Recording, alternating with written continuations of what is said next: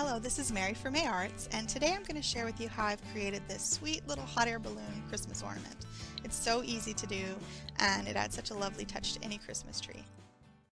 I began by grabbing some patterned paper, and I'm going to grab lots of different patterns, but you could use the same exact pattern. It's up to you. I folded my paper in half, and then I just free cut out the shape of a balloon. It's a super simple shape, easy to do, and because you've folded your paper in half, it's automatically going to be symmetrical on both sides. So this is going to work beautifully.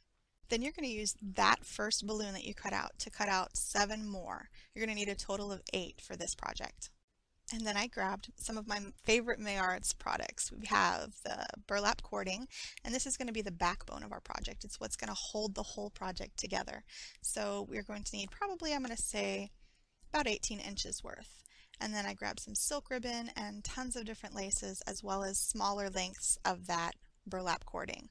I've got a small spool and some Memento Luxe ink, as well as some StazOn, and then a tiny little jingle bell. How cute is that, right? And then some vintage buttons. And all of these we're going to use to put this project together. Let's start with the little banner that we're going to put on the front of our balloon.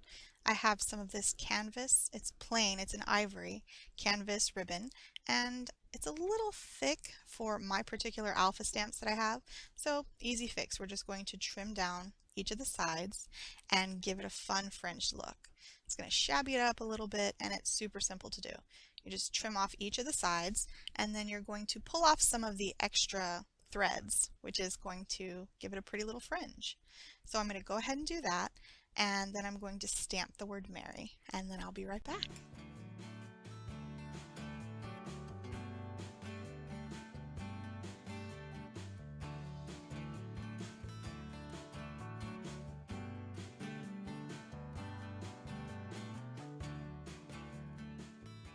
And now our banner says Merry, and I absolutely love using the word Merry for Christmas time because I'm Mary, and people tell you have a Merry Christmas, and I always have a Merry Christmas. Anyway, so now we're going to add just a little color to shabby up our ribbon, and we're going to set it aside to dry while we build our ornament. I'm going to start by folding each of my balloon pieces in half, and then I'm going to lay them out in the order that I want to glue them together in. This is going to make it super easy when we go to glue it together because they're going to all be ready for us. Now I'm going to glue each of the balloon pieces to the previous one.